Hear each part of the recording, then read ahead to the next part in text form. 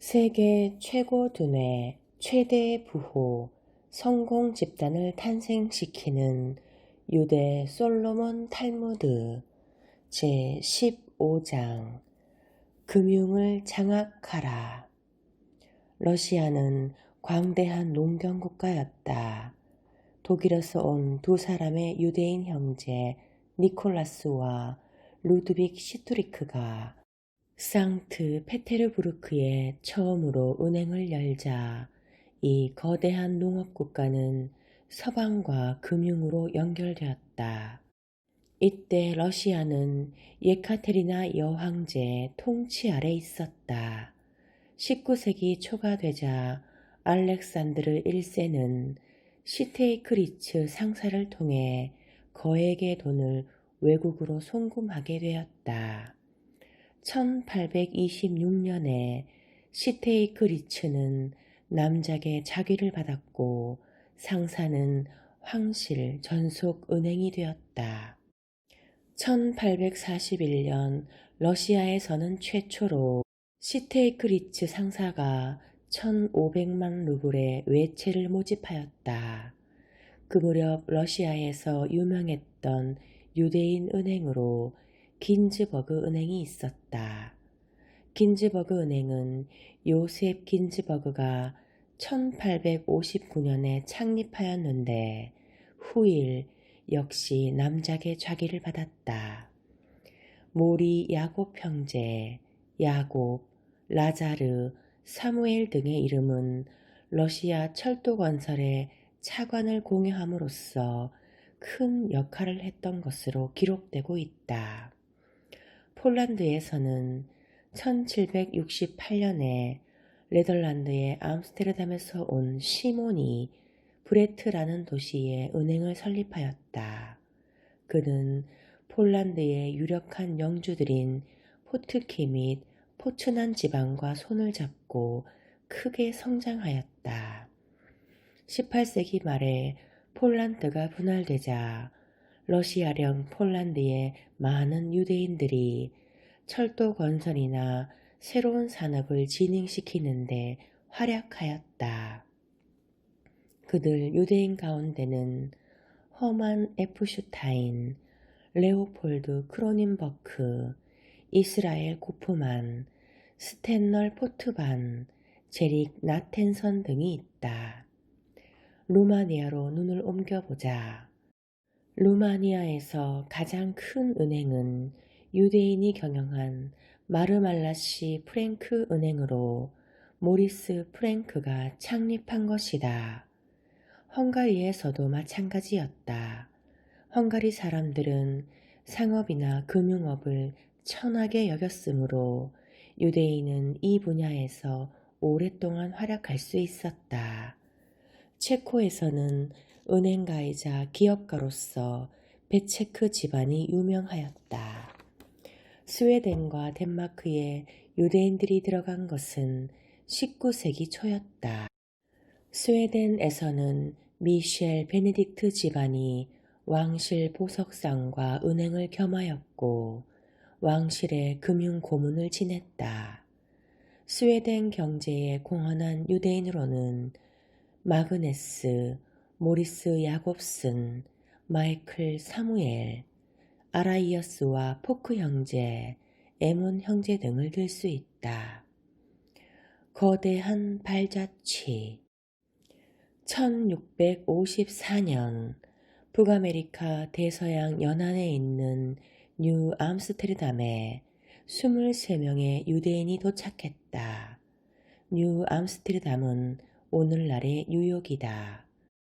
그들은 모두 가난하여 배싹을 지불할 수 없었기 때문에 일행 중 다윗 이스라엘과 모세즈 암브로셔스 두 사람이 가지고 있던 짐을 전부 팔아서 가까스로 일행의 여비를 치렀다고 한다. 그러나 다음에 맨해튼 섬의 외벽을 쌓기 위하여 시민들로부터 모금을 했을 때 이 23명 중 5사람이 1000플로린의 돈을 기부했다. 당시 뉴 암스테르담은 네덜란드령이었고 플로리는 네덜란드 은화의 단위다. 이 외벽을 쌓은 곳이 지금의 월가이다. 이것은 유대인이 얼마나 상업적 재능이 뛰어났는가를 보여주는 한 에피소드인데, 월가를 만드는데 유대인이 성금을 내어놓았다는 것은 참으로 흥미로운 일이 아닐 수 없다. 이 13명 중에는 뒤에 유명한 금융업자가 된 아서 다윗도 있었다. 다윗은 유럽에 있을 때는 식육점을 했었지만 신대륙에 도착하자 대금업을 시작하여 10년 후에는 뉴 암스테르담 시에 100플로린을 빌려주고 10년 후에는 1500플로린의 소득세를 낼 만큼 성공했다. 1815년에는 그의 자손 야곱 다윗이 3만 달러의 소득세를 물었다. 야곱은 1820년부터 23년까지 뉴욕 은행의 중역으로 있었다. 신대륙의 미국인들은 유대인에 대하여 몹시 우호적이었는데, 이는 신대륙으로 건너온 사람들이 유럽에서 박해를 피하여 온 청교도나 신교도들이었기 때문이다. 솔로몬은 미국 역사에 그 이름이 남아있는 유대인이다. 그는 1740년에 프로이센에서 태어나 미국으로 건너갔다. 그는 미국 독립전쟁에 자금을 공급한 미국인 로버트 모리스의 배후에서 돈을 빌려준 인물로 미국에 있던 프랑스군의 재정을 장악하고 있었다. 프랑스는 독립전쟁이 일어나자 미국 측을 지원했다. 그리고 모리스가 북아메리카 은행을 창설하자 솔로몬은 그 최대 예금자가 되었다. 솔로몬은 미국 역사에서 미국의 독립을 도운 애국자로 기록되어 있는데, 그는 미국 의회에 65만 달러를 독립전쟁 자금으로 내놓았다. 1782년에 솔로몬이 죽었을 때 뒤에 미국 대통령이 된 제임스 메디슨은 그를 위하여 이렇게 썼다. 만일 솔로몬이 없었더라면 미국이 독립전쟁에서 끝까지 싸울 수 없었을지도 모를 만큼 그는 큰 공적을 남겼다. 19세기 중엽에는 구겐하임 일가가 스위스로부터 미국으로 건너와 구겐하임 재벌이 되었다.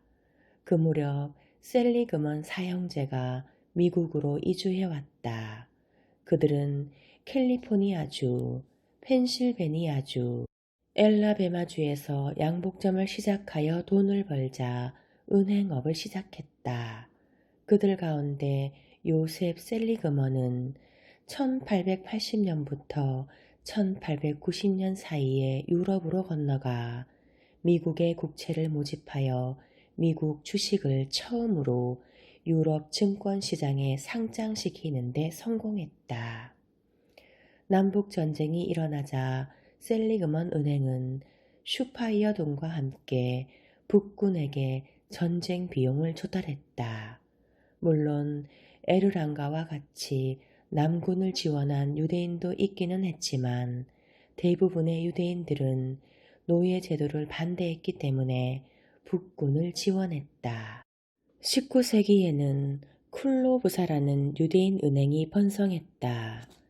이들 은행은 미국의 새로운 산업 발달에 크게 이바지했다. 미국 산업의 발달은 철도망의 완성으로 촉진되었는데, 철도에 대한 투자는 거의 슈파이어사, 라이덴부르크 커밍사, 호가트닌사 등 유대인 금융회사에 의해 이루어졌다. 죽음에 대한 첫 질문.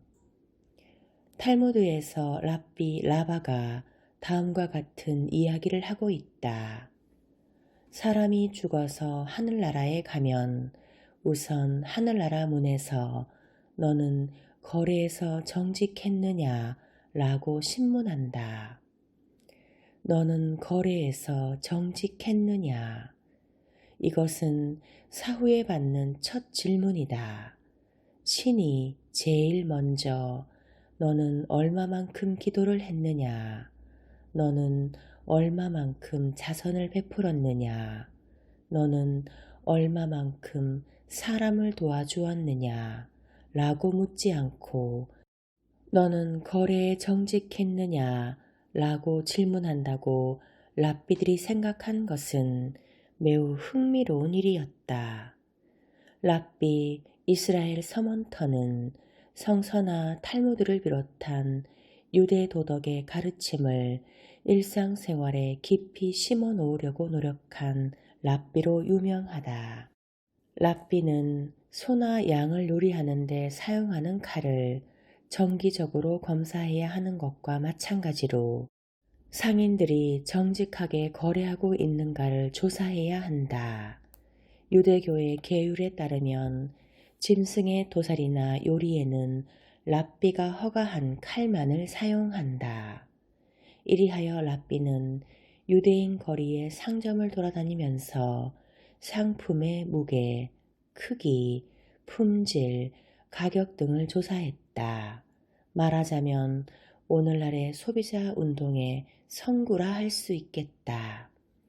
미드라시에는 상거래에서 정직을 관철하는 것은 그 자체가 성서의 계율을 실현하는 것이란 구절이 있다. 상거래에서 부정을 행하는 자는 성서를 파괴하는 자라고 경고하고 있다. 13세기의 위대한 랍비 모세 이사크는 양복을 짓고 남은 천을 고객에게 돌려주는 양복점, 품질 좋은 가죽으로 구두를 만드는 양화점, 그리고 무게와 분량을 속이지 않는 고깃간, 이런 사람들은 내세에서 랍비보다도 더 풍족한 생활을 누릴 수 있다 라고 말하고 있다. 랍비 솔로몬 하쿠엠은 화폐 위조를 엄벌하는 법률을 만들면 어떠냐는 질문을 받고 그럴 필요는 없다. 장사에 있어서 모든 도덕은 인간의 도덕 그 자체이며 그것은 인간의 명예에 관한 문제이기 때문이다. 법률보다도 명예가 훨씬 더 인간에 대한 구속력이 강하니 그럴 필요가 없다 라고 말했다. 장사에 있어서 모든 도덕은 인간의 도덕 그 자체이며 그것은 인간의 명예에 관한 문제이기 때문에 법률보다도 명예가 훨씬 더 인간에 대한 구속력이 강하다. 유대인의 도덕은 일반적이면서도 일상적인 하나하나의 예에 결부되어 있다. 성서나 탈무드에서는 구체적인 예가 나오고 있는데 신을 믿는 유대인이라면 여기에서 빠져나가지 못한다. 자기 혐오에 빠져 있는 사람이라면 어떻게 해야 하는가? 우선 전제로서 자기애가 없어서는 안 된다. 자기애란 자기의 이익을 먼저 생각하는 일이다. 상업의 목적은 자기의 이익을 완수하는 일이지 결코 자선은 아니다. 자기의 물질적 이익을 더욱 확대시켜 가는 것이 그 목적인 것이다. 자기애란 자기의 이익을 먼저 생각하는 일이다.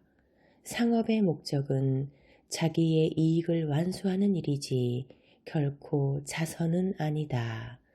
자기의 물질적 이익을 더욱 확대시켜 가는 것이 그 목적인 것이다. 눈물과 웃음의 예지, 유대인의 유머, 속죄. 정통파 독일계 유대인이 바르샤바에 사업차 머무는 동안 일어났던 일이다. 그는 어떤 사람에게 율법에 맞는 레스토랑을 추천해 달라고 부탁했다. 부탁받은 사람은 자유사상가라 유대인에게 농담을 할 수 있다고 생각했다. 그는 유대인에게 이교도 음식을 파는 레스토랑을 소개했다. 이교도의 음식을 먹은 유대인은 랍비에게 찾아가서 어떻게 하면 자신의 죄를 용서받을 수 있는지 물었다. 랍비가 제안했다. 한 주에 하루씩 금식을 하면 죄를 용서받을 것입니다. 유대인이 말했다. 나는 심장이 약합니다. 그것은 나의 목숨을 위험하게 만들 수 있습니다. 랍비가 제안했다. 그러시다면 자선금을 내십시오. 불행하게도 지금 사업이 잘 안 됩니다. 그래서 그럴 만한 여유가 없습니다.